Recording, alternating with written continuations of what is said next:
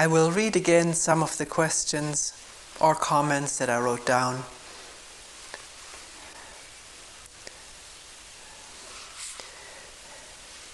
I woke up late this morning, and immediately there was the feeling of having done wrong, having slept late.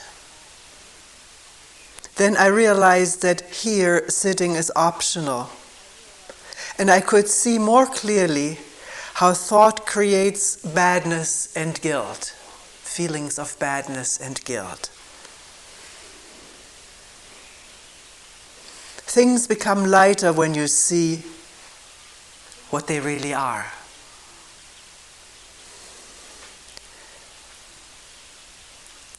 I feel freer without structure here, but then again I miss the structure here and might I had more of it, I wouldn't have to confront myself directly. Having a structure, having a prescribed practice has some kind of comfort about it.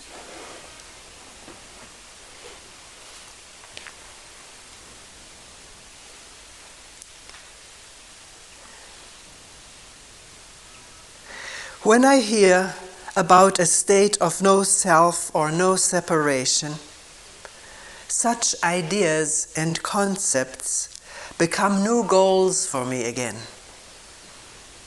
I'd rather be open to what is here than become agitated by the goal of selflessness. To me, practice is like falling in love.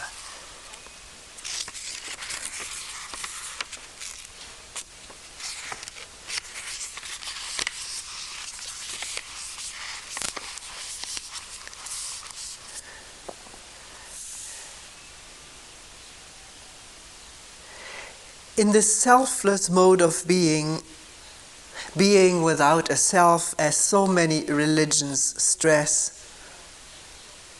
wouldn't one lose one's personality? How would my wife relate to me then? Would I ever say again, "Oh, what a beautiful sunset," to someone who was with me? Do you, Toni, still have a personality?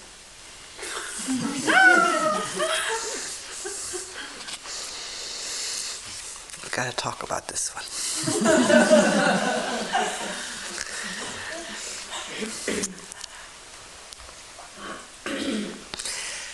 There are so many thoughts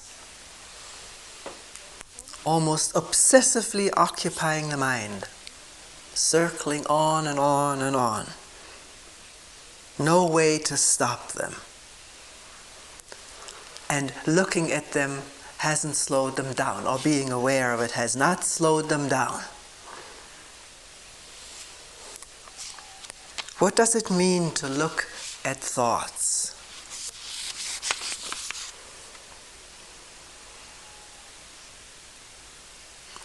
I want to ask something about shyness. I often have a difficult time saying something to certain people, like, for instance, my father or brother. I can, in my imagination, say things to them, but the words don't come when we're together.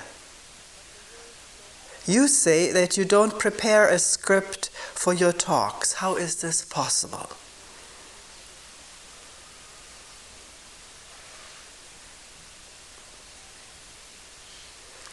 Does sitting have to do with insight? What are we sitting for? If it is such an ecstasy, as some people say, why do we sit so little, or not at all?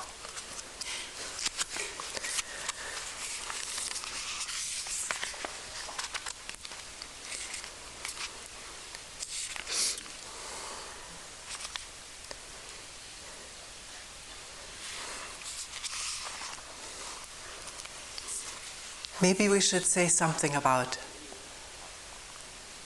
sitting with or without structure, and what the people who have brought it up, not just in this retreat, but it comes up in almost all retreats, when people who haven't been there come freshly. What is meant is required sitting, and one has to be there, one has to do this or that. Here we have to do our work and be at mealtime at a certain time, but that's all. One doesn't have to sit. One doesn't have to sit in a certain way, doesn't have to face this. Well, yes, we have quite a bit of limitation here on how to space oneself in sitting, but you can turn any which way on the space you have.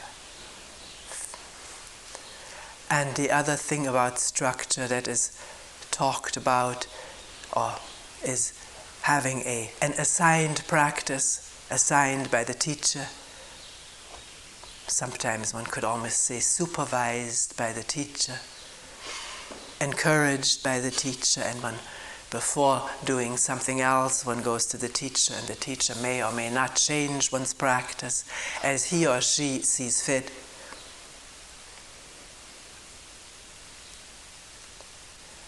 I guess there are not so many ceremonies and rituals at this place, so that is not something that has come up. But well, all of that, people often in the beginning feel the freedom from that when it's not required, when it doesn't take place.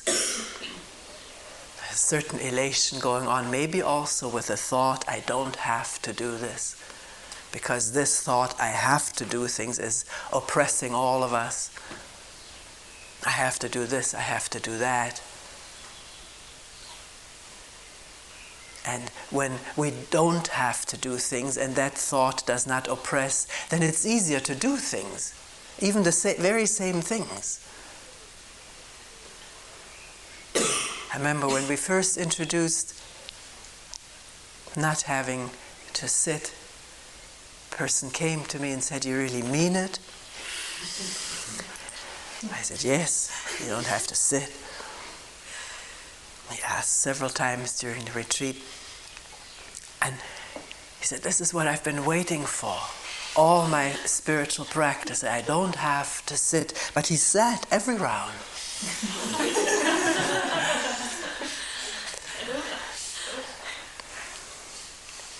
Now, one doesn't know. Is it because there was the freedom to sit, or as people who have looked at this quite thoroughly and deeply say, it's great guilt even in a place where you don't have to sit. The guilt I felt the first time I put my shoes on while other people were taking them off. She was leaving, others were coming in for the sitting. And as people have discovered here and elsewhere, not having a structure such as we're talking about allows to come in touch with one's dependency on it. And after first feeling a freedom, as somebody reported, then there comes a missing of it, sort of semi-nostalgically looking back to when I had a structure and how much more comfortable it was. There wasn't all of this guilt or uncertainty what to do. Sometimes people say, I think endlessly, should I sit or shouldn't I sit? I wish I was made to sit and I wouldn't have to decide. You laugh, but it's very real for a lot of people who have lived in this way, not just since they've had a spiritual practice, but this just picks up our patterns and continues them that were already there before we came to such a structured practice.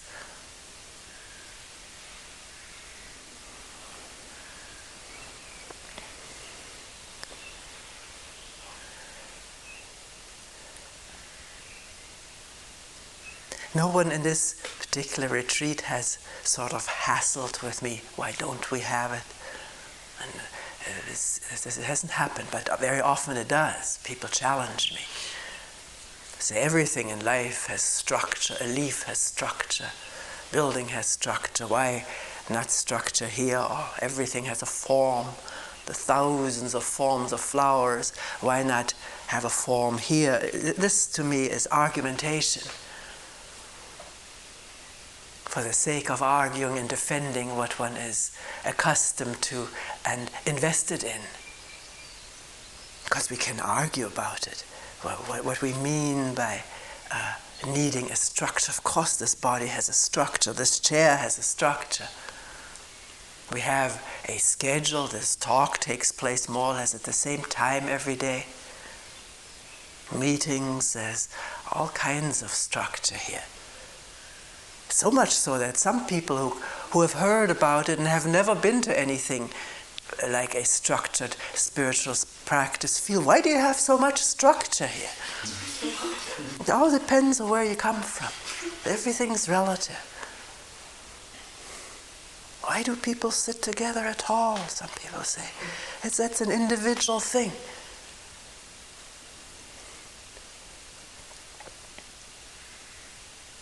But the real question is, can there be a dawning of awareness of what is going on in the mind this moment of sitting down? Like one person said, I really feel I have to confront myself here. I can't take refuge in a mechanical or habitual practice, which I have done. As soon as uncertainty or anxiety comes up, I take my refuge in my practice, using it to keep at bay discomforting or painful thoughts. If you find out for yourself, let's find out for ourselves what our habits are, what our habit structures are, and they're not limited to requirement to sitting.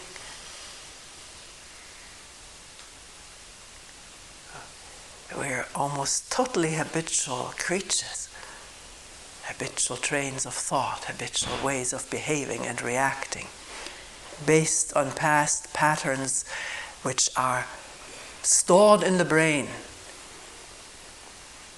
and activated or activatable at any time and active at all times. We are constantly reacting from some kind of habit based on what happened to us before and to those who raised us, inculcated us, taught us, educated us, their habits and the habits accumulated in civilization and culture and humankind since time immemorial. There's the whole vast unconscious, what does Jung call it? Collective unconscious, which all of us participate in. The Buddhists call it the storehouse consciousness. Everything that's ever happened and been thought about and done is stored as memory in human consciousness, and we participate in human consciousness. We think and pride ourselves maybe on having this individual consciousness which we think is mine. I have developed it. I am the possessor of it and the controller of it and the user of it. This is delusive thinking. Consciousness has evolved over thousands and millions of years and is still evolving, unfolding. And as more and more people discover or think about, in the sciences even, is that it is not limited to humans and animals, it is also with the rocks and the electrons and space and galaxies and stars, an interrelationship, relating and reacting to each other over distance as though it didn't exist. One electron, millions of light years distant from another one, they're affecting each other, they're related to each other.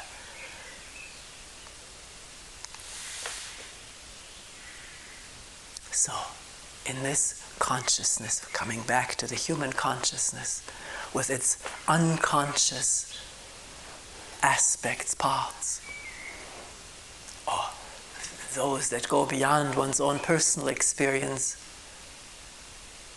are causing reactions in us now that we're not aware of, that we think we will, we intend, we want to be this way, we are free-willed.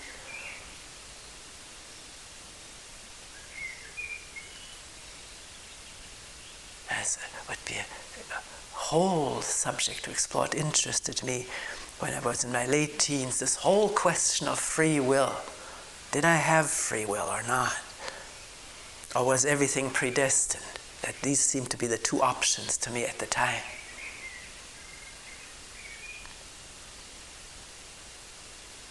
And we human beings pride ourselves in having a free will.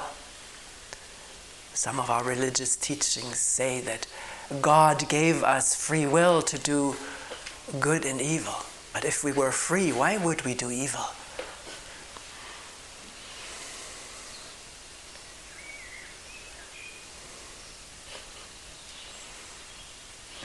We do it because we don't know what we're doing.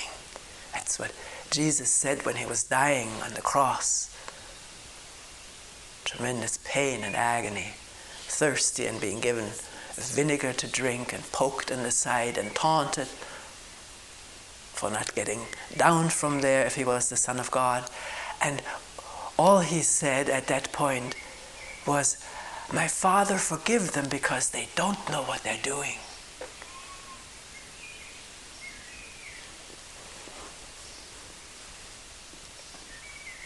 He didn't say, "Forgive them, those poor sinners."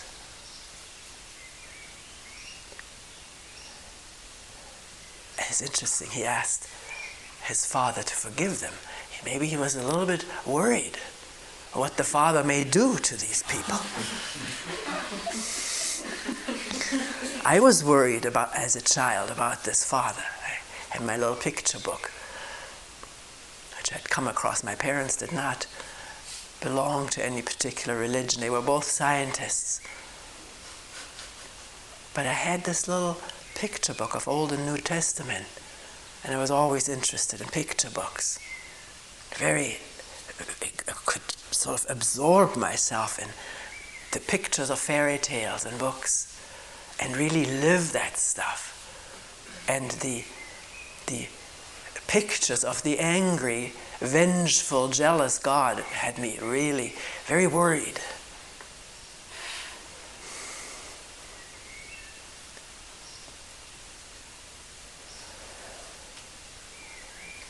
You couldn't escape, hide from him. This one picture with a tree and Adam and Eve hiding, but there was no way to hide because he saw right through and saw them. And of course the expulsion from paradise with a huge sword, an angel did it. This really shattered my trust in angels.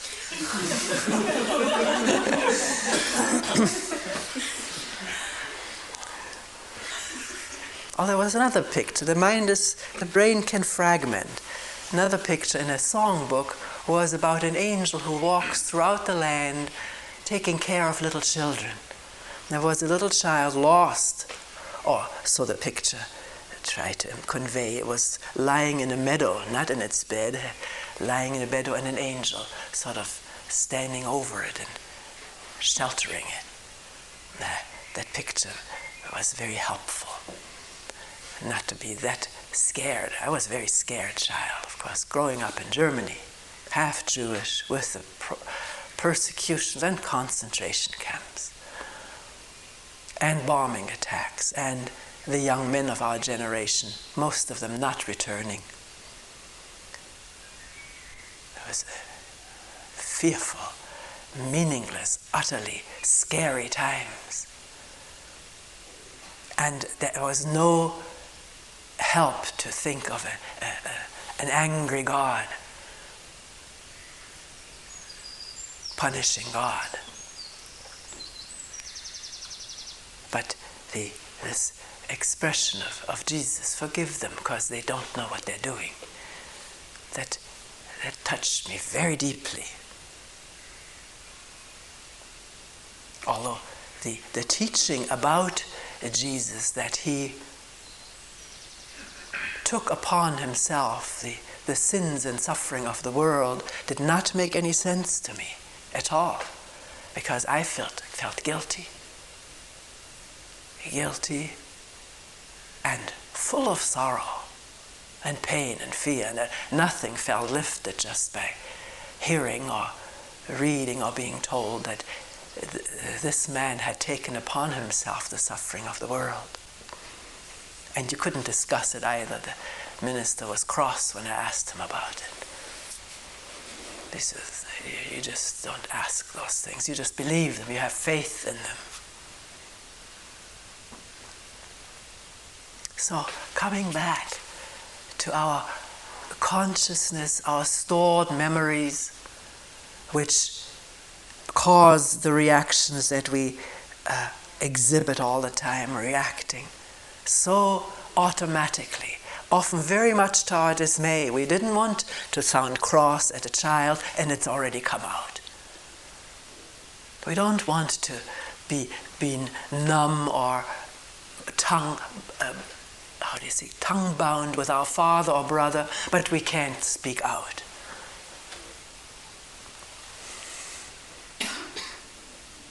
We would like to be friendly and kind, and we find we're looking after ourselves first, me first.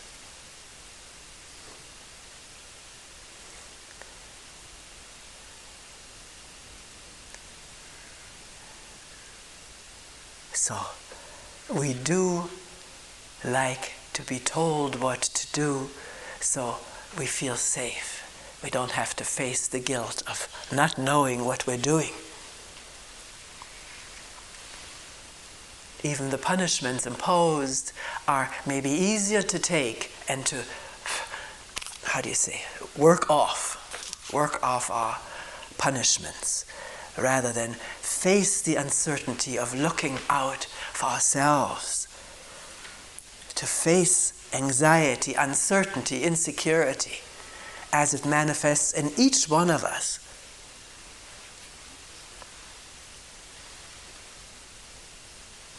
And live with it on friendly terms, with the insecurity of not knowing. Not all the time. At times we have to know, and then we do know.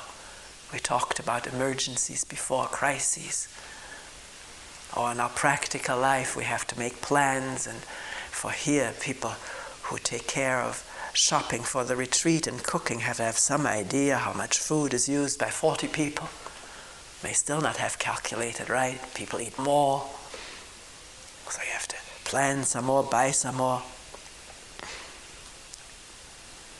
But in our psychological ways, can we face them freshly? Not knowing what this all is, but be with the anxiety, be with the angry reaction, or the overwhelming feeling of jealousy that comes up, or greed at times, aggression, violence, and let it show itself, let it have its space to be seen, to be felt and touched and seen and listened to, without the intermediation of precepts. We talked about it yesterday, guilt or whatever.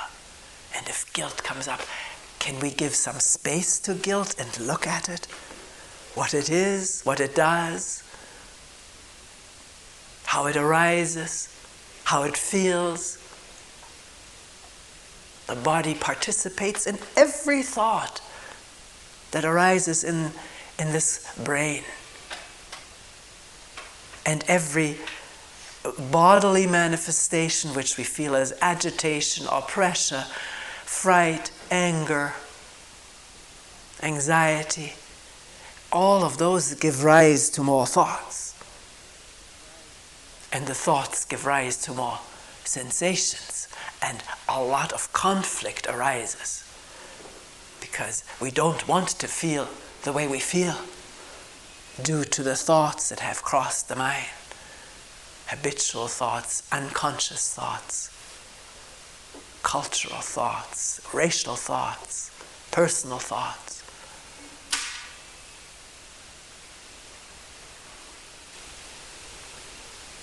So, in whatever structure or no structure one may find oneself, can one question habit as it arises, wonder about it, not say, well, this is how things have to be. Then we don't look, then we just keep investing and holding on.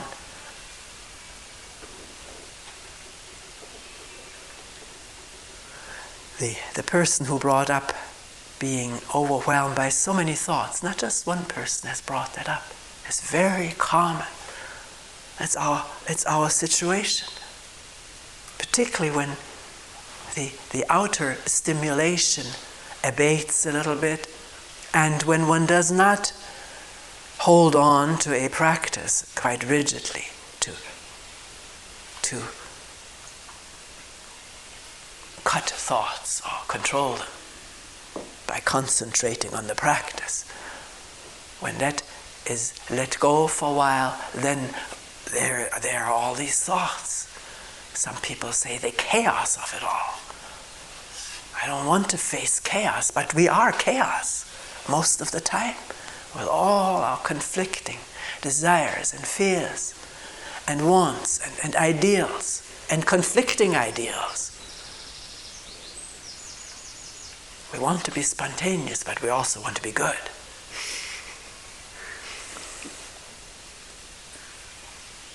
We want to be loving, but we also want to look out for ourselves and not get less than someone else.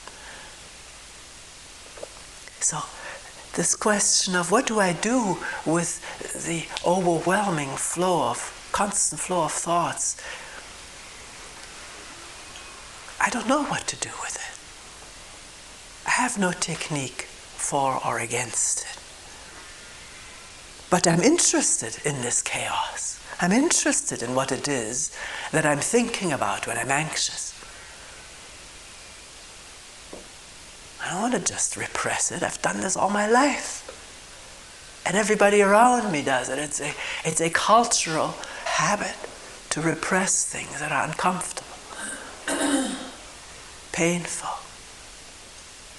doubt arousing, to establish some kind of tenuous pseudo-security. Let us be friendly with the chaos, and one can see at a glance, as one wakes up from a fantasy, string of thoughts, as there is a waking up, a coming to, one can see at a glance what it was one was thinking about. Let me get the me and I out of there. One can see at a glance what the thoughts were all about. Or there can be seeing at a glance,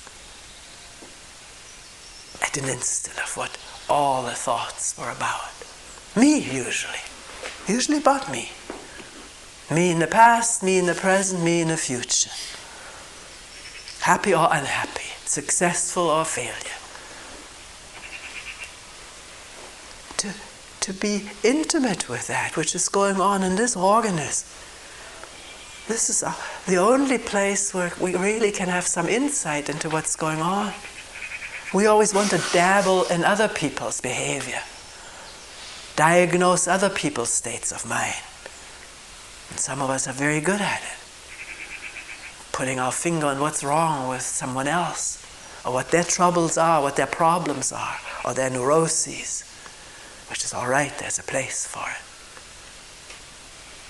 But why is it so hard to look at oneself openly, defenselessly, non-protectively,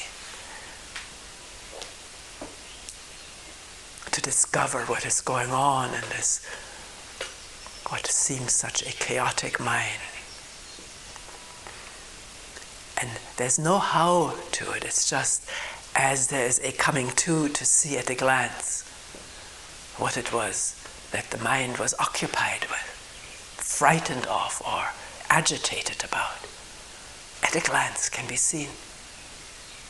Just as you wake up from a dream, at a glance the whole dream is there, isn't it? You see it. Then as you talk, it takes time. Talk about it, the different aspects of it, but the whole thing is there. And looking at thoughts does not mean thinking about what we're thinking. It's a very fine discernment, because that's what usually happens when hears look at your thoughts, and what happens is to think about what we're thinking, which is adding to the stream of thoughts. Awareness of it is not thinking about it, it's awareness. Seeing at a glance. How one was remembering a past scene of pleasure, or projecting a past scene of pleasure in the future, and also feeling instantly the positive, pleasant energies coming from imagining a pleasant past or future incident. To see that connection between the thoughts of past or future pleasure and the physical response of pleasure. Energies, or whatever all goes on chemically in this body. There are thousands of chemicals circulating in this body, ready to be triggered, to transmit information to other organs and stimulate them into action. Body usually works as a whole, in pleasure or pain. And it's so interesting to discover the connection between our fantasies and the state of our body, the feelings, sensations, and then the evaluation. I like this or I don't like this. And if I like it, there's the incentive, more of the pleasurable thoughts, to keep on with the pleasurable sensation, like any kind of addiction. We're very worried about addiction to drugs and alcohol, cigarettes, but our prime addiction is to our thoughts and the feelings that they arouse, both good and bad, because we know them, we're familiar with it.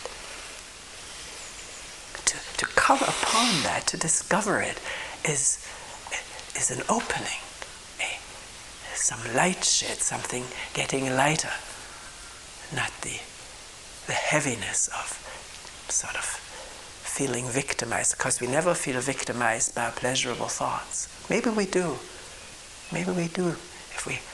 If the most pleasure seems to come from being a good practicer, having a good practice and being a concentrated meditator. This may replace some of the other pleasures.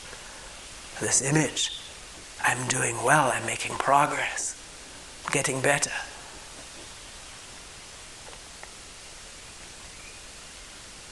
So to watch innocently, as it were, which means not judging it as right or wrong, good or bad, better or worse.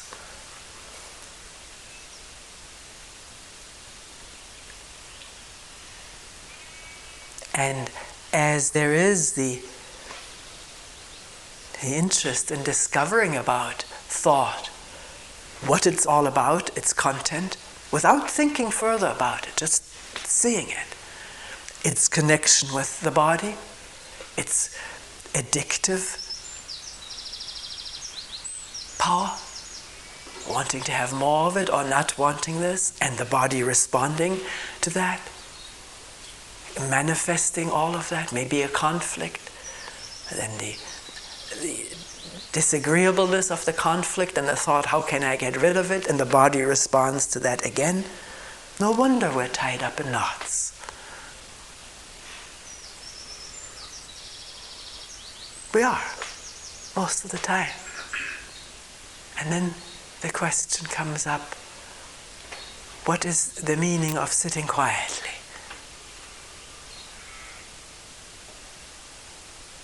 Does that have anything to do with insight? Find out. Find out about sitting quietly, not by asking people. 10 people will give you 10 different answers. 10 books will give you 10 different answers.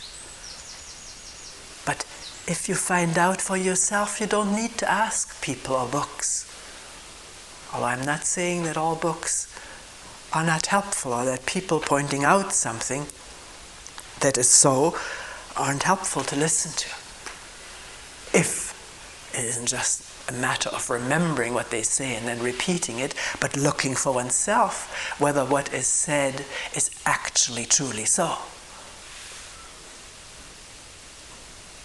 So find out about sitting quietly, which normally in our society doesn't happen. You may wait for an hour in a doctor's office, but then you pick up a magazine. Put it right in front of your eyes.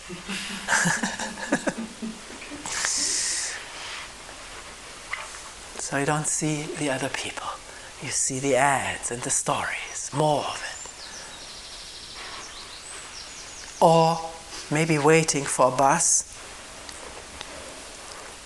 Are we quietly looking and listening, or just dreaming, or getting angry over the bus being late? Can there be awareness while waiting for a doctor's appointment or for a bus? These may be the only times when there's some period in which we don't do anything and don't have to do anything. And often we regret the loss of time. We're wasting our time. Turn that around from wasting time to using that time to listen and look inwardly, outwardly. If it's a chaos that presents itself, then look at that. And looking means not judging it or wishing it away, but glimpsing it for what it is, what it does, what it causes. May only happen in the beginning for brief instants at a time. But the fact that it happens at all, that a human being waking up doesn't just get out of one train into another, is very significant. For a moment, not to know what to do, not to know what something is, but to listen and look freshly, attentively. Like that little newborn baby we were talking about earlier. The baby never feels that its time is wasted. It looks around, there's a way it grabs and licks and pounds, and then it sleeps so beautifully, or belly moving up and down, not gasping for air, not having a spiritual practice.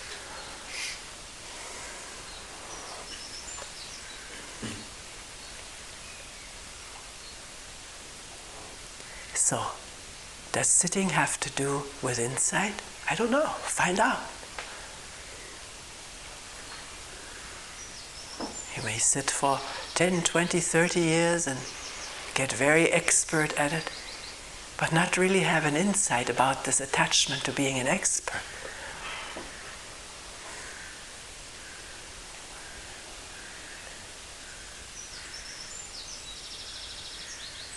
There are many layers of motives and imagery in this mind, and to really come upon them needs a very transparent mind, which is not fearful of discovery of what we call self-centeredness, which means no image of being selfless or compassionate or this or that. No image, but to discover directly what imagery is there. I mean, no ideal standards set before you look. Krishnamurti always used to say, freedom is at the beginning, not at the end. Can one look freely at the beginning? Free from all of one's holdings to refuges. Or at least not free, we're not free of it, but we can see our dependency on it. Freely? without immediately saying, I need it. And if we hear ourselves saying, well, I need that, and we hear ourselves rationalizing it, can we question it some more?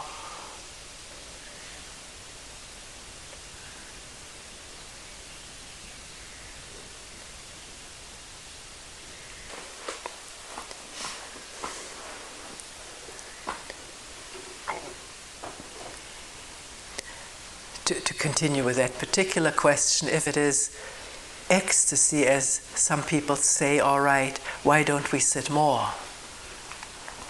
Or not at all?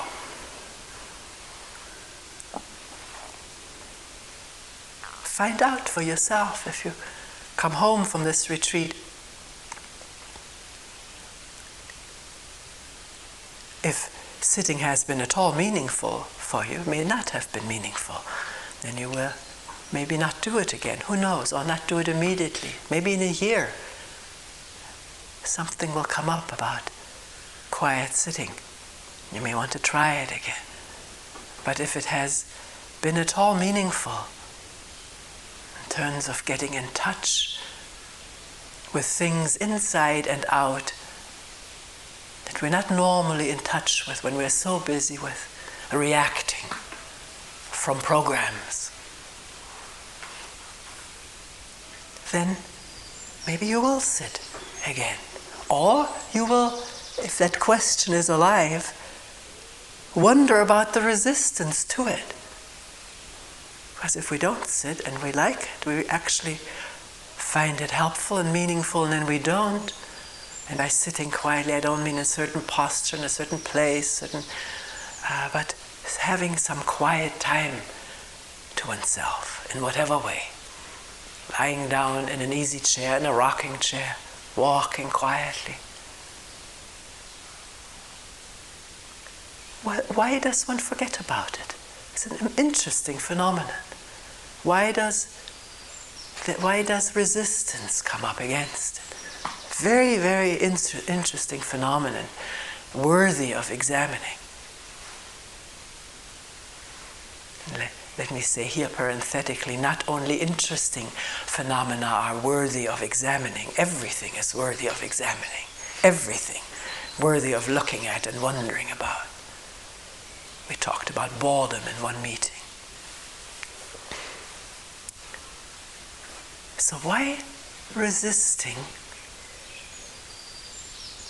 some quiet time, sitting quietly? A tremendous pull toward activity isn't there for a lot of us.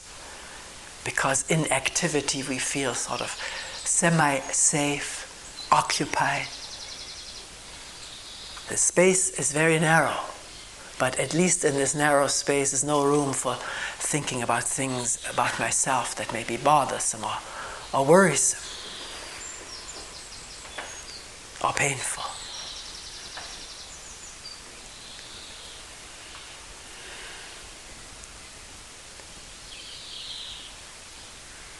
Of course, all of us, and people have told me here, back in the States, Sweden, wherever, everybody's just so busy. So many things to do. One person mentioned when get some less feeling of pressure, then I think of all the letters I have to still write by the end of this week. And I think, shouldn't I use this time to write these letters? Because I remember when I'm home, the pressure of all the stuff that I still have to hand in or have out in the mail by Saturday. We are overburdened with activity, most of us. Some of us not. Most of us are. And caught in the activity and the pressure of that and more still to be done, it seems to be so meaningful, so important, so consuming. That's the nature of this narrow space of daily activities, to loom as utterly important and significant that it has this power to exert pressure on the whole body and mind. And then sort of a glancy thought at sitting or spending quiet time, that seems less important, that can wait till the important things are done. And then when the important things are done, then one is so exhausted that one wants to turn on a television or go to the movies or get a video. I'm not, do I sound as though I was condemning this? I may sound like that, I'm not. Just describing what goes on for us. And it's true, sitting quietly may not be as relaxing as turning on the television. You may come in touch with stuff that happened during the day that one did not pay much attention to, and yet it was recorded and wants to be looked at, almost beckons to be looked at. And one may realize that's why this nervousness is there, or this sort of hidden anxiety. I haven't looked at something that happened during the day, what I said, what I did, or what somebody else did to me or said to me. Now, find out by sitting down in spite of the resistance, how it is to be with whatever comes up about the day. Or if you sit in the morning, I find that is a wonderful time to sit in the morning. Before everything has woken up. Offices are not yet going. We may sense all of these, the waves of these activities. Morning is very still. And if a resistance is there, why not make that one's first inquiry? What is the resistance all about? And relax into the resistance. By relax meaning not I must and I have to, but wondering freshly, innocently, what is resistance? And then letting go of the concept of it. Because what is going on in this body-mind is not a concept, it's something actual, palpable, audible, feelable. And maybe a connection to certain ideas reveals itself, and one can question the validity of those ideas. That something else is more important or whatever. Or that I have no time.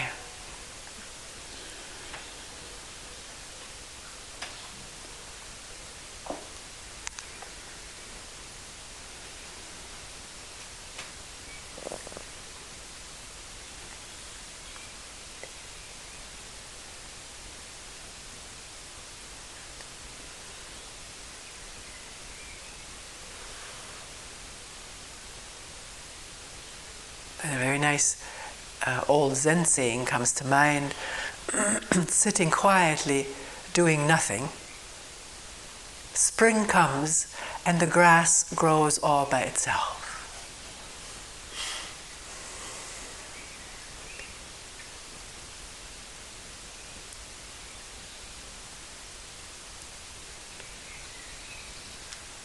The thoughts come all by themselves, and they also go by themselves. There's no thinker there. Did you ever think about that or look at that? We think we are the thinker, don't we? But it's only a stream of thoughts.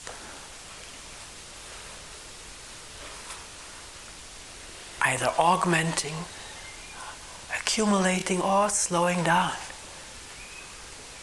Because in this sitting quietly, doing nothing, leaving the mind alone, it has a way of slowing down if you give it enough time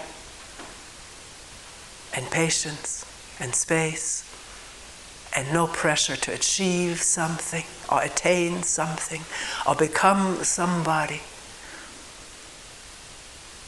That's always doing something and not sitting quietly.